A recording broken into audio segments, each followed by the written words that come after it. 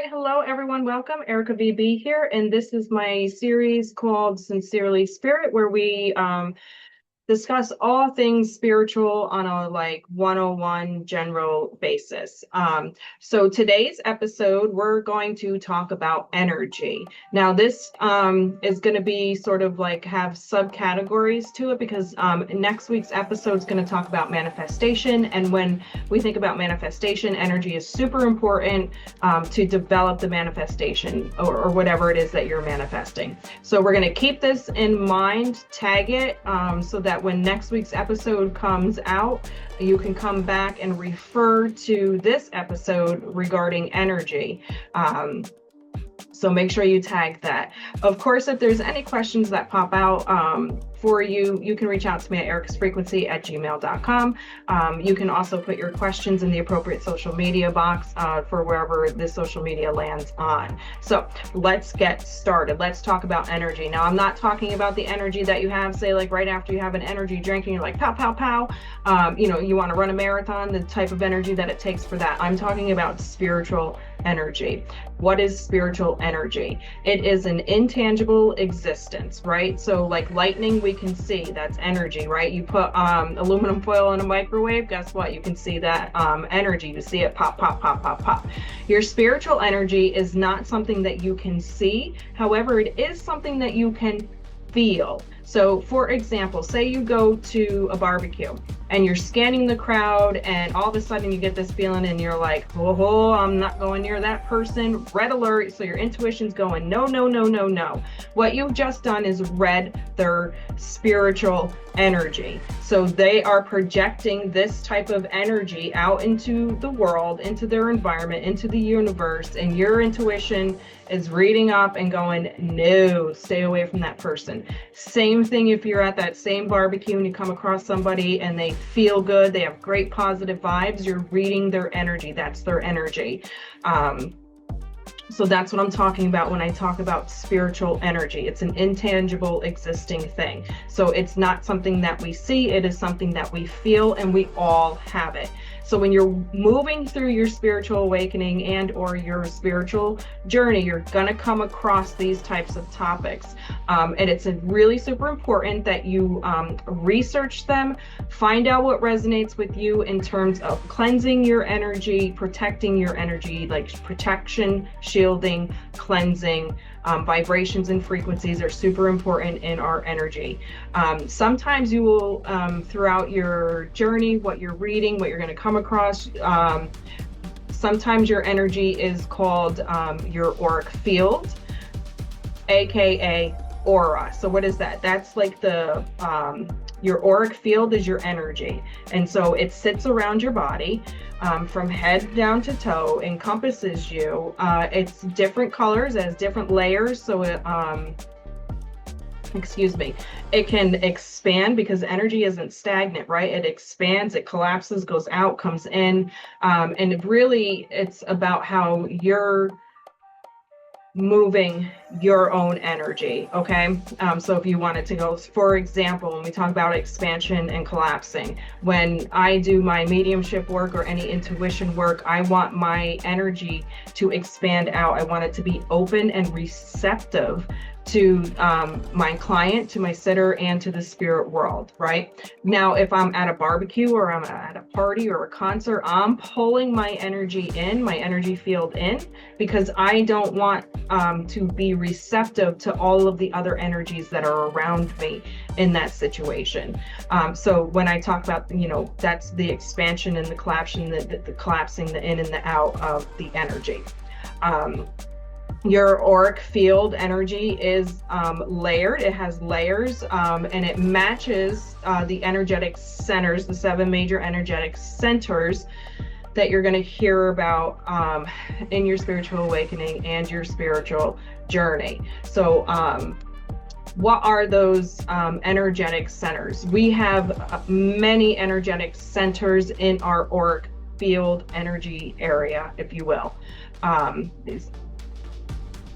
The ones that you're going to hear about the most are your 7 major chakras. Some call them chakras. But usually you're going to hear the term referred to as chakras. Now, what are they? These are the 7 major centers, energy centers in your auric field, roughly in the top half of your body. So let's go through them briefly. I'll give a brief description, their color, their description, sort of what they're there for, so that you get a brief idea of what they are. So the first one is your root chakra, okay? And where does that sit? That sits at the base of your spine.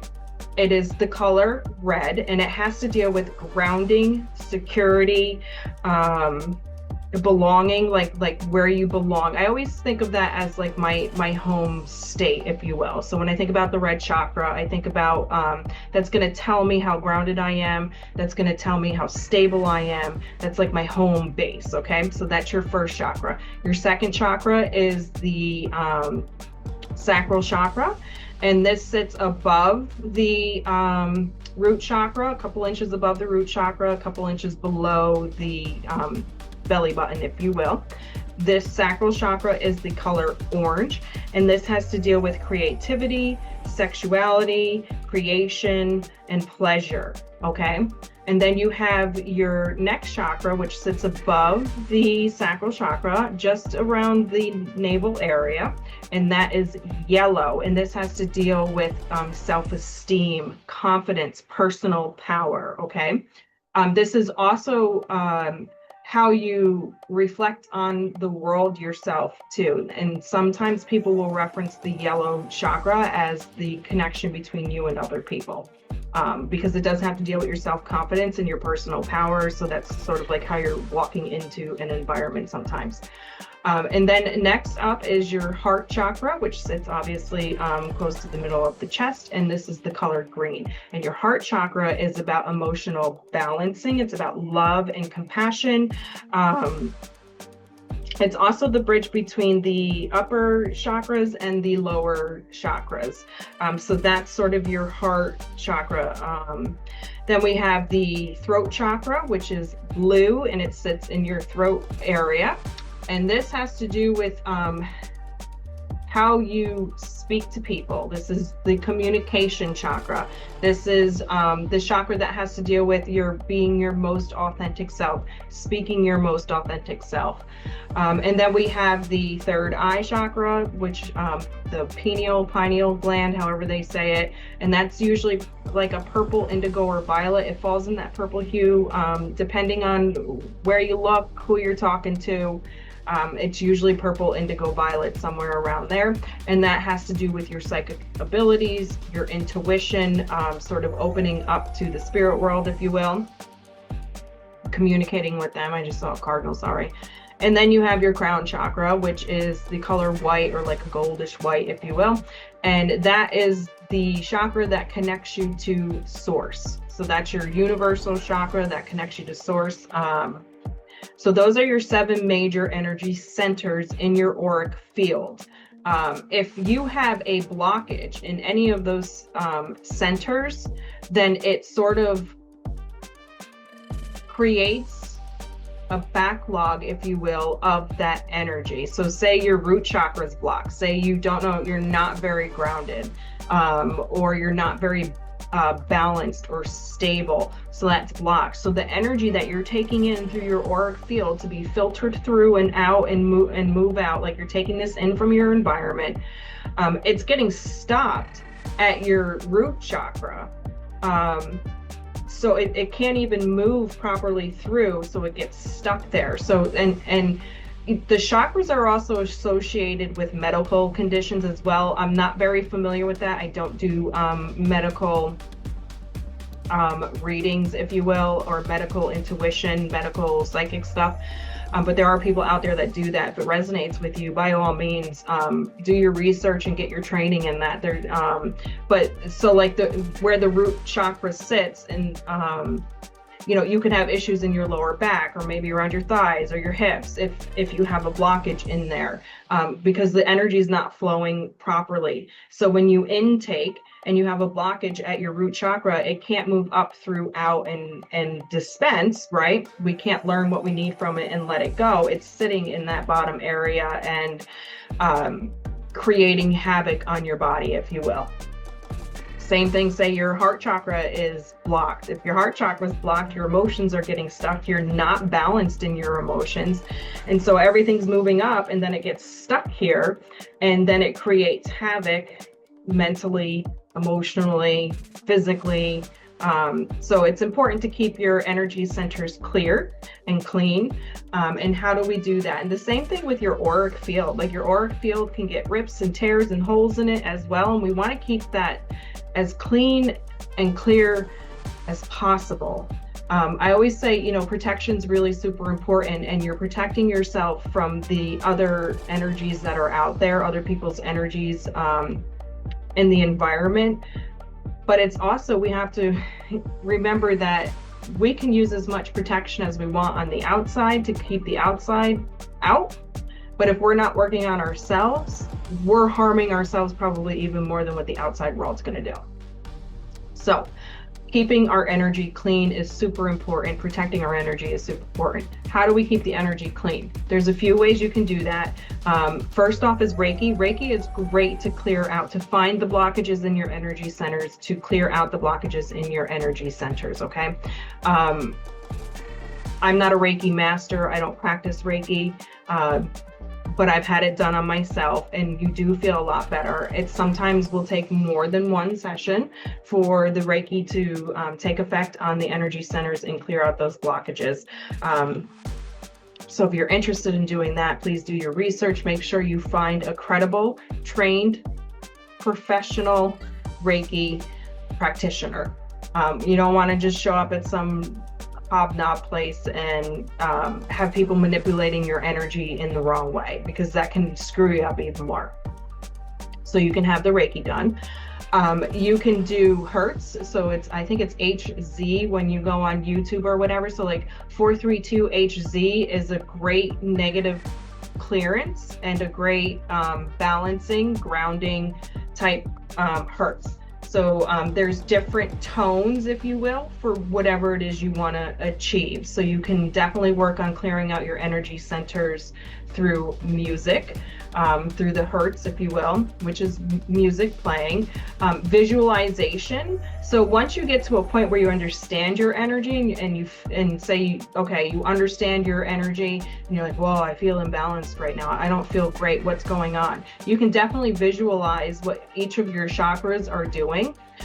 There is a certain way that they should be spinning. There's a certain color that they should have. So say you focus on your heart chakra and it's spinning at its normal rate that you're used to, but the color isn't as vibrant as it usually is. That probably means you're starting to have an imbalance in there or a blockage that we need to work on. And then you have to figure out what that blockage is, or why perhaps your heart center is now, instead of being that vibrant green, is a little bit duller. So there's definitely visualization that you can use to go through each energy center to find and see and feel if there is a blockage in any of those major centers there. So those are a couple ways that you can clear out your energy centers. For bigger things, I would definitely go to a healer or a Reiki. So, excuse me, say your auric field, it feels really bogged down, it's gray, it's yucky, you're not feeling good, you know, and you've been to your medical doctor and they're like, your blood work's fine, all this, blah, blah, blah, blah, blah. All right, maybe it's time to take a holistic approach to this. Maybe it's just in my energy field needs to be cleaned out. So, you know, you have the Reiki, but there's also energy healers that are out there that work similar to Reiki, but it just seems to be on a little bit of a bigger scale. They're not just dealing with the energetic centers within the auric field. They're actually dealing with the auric field itself and the energy centers that are within the auric field. So there's also the energy healers out there. There's emotion code, which I had done, super cool. I don't know how unique it is, but it was something new to me that I just found out about. And that just essentially focuses in on what type of emotion this is, how you receive this emotion. So is it from a past life? Is it generational? Is it current life? And then it removes that blockage. So that's really something that you can look into as well, because all of these things harbor weight on our auric fields. And create rips and tears and holes, which makes us more vulnerable to the negative outside influences coming in and affecting our energy, if you will. Protection is super important, like I was saying, for your auric field, your energy. How can you protect yourself? So one of the biggest things that you need to do is that some people do is the visualization. So it's really just about, you surround yourself in the white light. I know a lot of you have probably heard about this. It's a visualization technique, and you just feel this come around your auric field. You let the white light sort of seep into each layer. The layers match the colors of your 7 major chakras. So you have the red closest to you, you have the orange next, yellow next, green next, blue, indigo, and then the white. And the white is what we want to pull in to the other layers and add that protection, put the intention in as we're doing this visualization. Other ways you can protect your energetic field is by crystals. Black tourmaline, black onyx are really good. Tiger's eye is really good for protection and grounding and clarity. Again, you can use the music to add protection. There's sigils, like in witchcraft, we use sigils that you can draw on yourself, visualize drawing into your auric field, if you will. So there's many ways that you can add protection for your auric field. Again, I say take what resonates with you. If you don't want to walk around with crystals on you, find a different way. If you want to, you can draw sigils on your body with lipstick or chapstick because it's clear, or with marker, whatever you want to do. You can research if you want for other ways to protect your auric field. So protection is really super important, especially if you work in a public environment, because you are constantly pulling in, so like bartenders, even people who work in hospitals. You know, that there's so much energy that goes into healing in a hospital, but there's so much sickness and sadness that also sits in a hospital. So those of you that work in hospitals, even if you're not a nurse, say you're just on the floor as an administrative person, you need to be cleansing yourself probably more often than not as well, and protecting that energy so that you're not pulling in all of that grief and sadness and those sort of lower vibrational energy emotions. Pulling them, we don't want to pull them in. We want to sort of bounce them back out, and you know, make sure you're doing weekly, monthly cleansing of your energy as well. You can also use Palo Santo or sage or selenite to cleanse your aura as well. But again, if it's too much of a buildup, I would go to a Reiki practitioner or an energy healer. Please do your research to make sure you find credible people. You don't want strangers that don't know what they're doing manipulating your energy.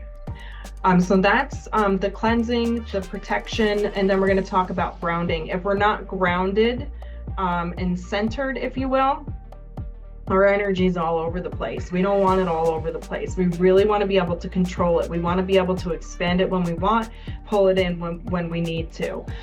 So grounding, there's visualization techniques that you can do for grounding, which is literally like you see roots go through your feet down into the ground and you pull up Gaia's energy, Mother Earth's energy. It's really good for grounding. Walking barefoot is great for grounding.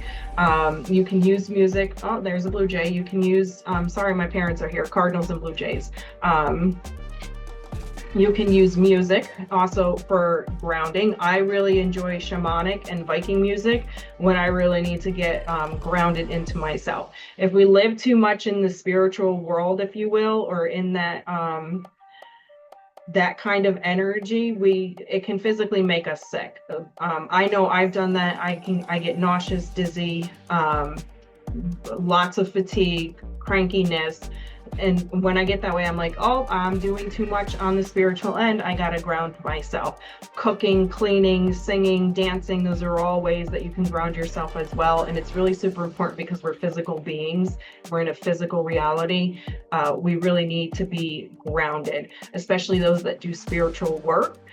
You really need to be super grounded. Empaths, can't say it enough, you need to protect and be grounded, because you're just taking in even so much more than the average person is taking into. So that's sort of like the gumption of what energy is. So when you're on your spiritual awakening and or in your spiritual journey and you hear people talking about energy, that's what they're talking about. It's what you project out into the world, what you give to the universe. Energy can be influenced by others, especially if we have rips, tears, and we're not centered, balanced, protected, and cleansing ourselves. So other people's energies can absolutely influence ours. However, we are our biggest influence on our energy. So if we're not emotionally healthy, physically healthy, and mentally healthy, we are affecting our energy field and creating our own tears and rips in our own energy field, which will allow those toxic situations in the environment to infiltrate our field and infiltrate our energy field. So it's super important that we also do the work on ourselves so that we are the strongest that we can be when we step out into the world, so that we're not only bringing positivity to the people around us and our environment around us. The negative stuff isn't going to be able to bog us down or tie us down or, hold us down from being our most authentic selves and being true to ourselves, and really lowering those vibrations. So that's sort of going to transition us into the next thought, which is the vibrations and frequencies are things that you may hear about. And it's not just about like hertz is a frequency, right? So when we talk about 432 hertz, that's like a grounding and removing negative energies, vibrant negative frequencies, negative vibrant vibrations from your auric field. So that is what we would call a frequency. It's kind of like you're tuning into the right radio to get the right sound that you want. That's a frequency. Vibrations, you're going to hear like high vibrations or low vibrations. So when they talk about like people that are vibing high, those are people that probably have very clean energetic centers, a very clean auric field, and they probably have a pretty good positive mindset and don't really sit in a pessimistic negative mindset or sit in those lower vibrational emotional energy emotions. When you hear about, oh, that person had low vibrations, it's usually they probably have some blockage in their energetic centers, rips and tears and holes in their auric field, and they probably sit in a more pessimistic or, those lower vibrational energy emotions. So they need to do some work on themselves. They need to do that shadow work and get that help and get that cleansing so that they can raise their vibrations, if you will. Now, we are human. We go up and down and up and down and up and down. We don't always just stay in a high vibration. We get tested and challenged in lessons, and so we drop and we come up. All of those great things that we experience as being humans. So don't get discouraged if you're up here and then something happens and you fall down a little bit. It just means we're learning a lesson and we got to pick ourselves back up. So that's energy. Any questions? ericasfrequency@gmail.com. Please subscribe to my social media pages, Facebook, Erica VB, Instagram, Erica's Frequency, TikTok, Erica VB, Erica's Frequency. Check out my website for my services. I do have spiritual guidance sessions. And, I do the evidential medium. I'm certified in that, animal communication and the oracle cards. So, check everything out. I hope this gives you some clarification on what energy is, sort of what your energy centers do, what their purpose is. Have a great, great week. Enjoy the weather wherever you are, enjoy life wherever you are, and really start to hone in and practice looking at what your chakras are, even if it's a guided meditation of some sort. So yeah, again, just have a great, great week. And we'll talk next week about manifestation, and just keep this energy in mind, because manifestation is usually all about how you're coming to the universe and shaking that hand, not anybody else. So have a great week. Bye.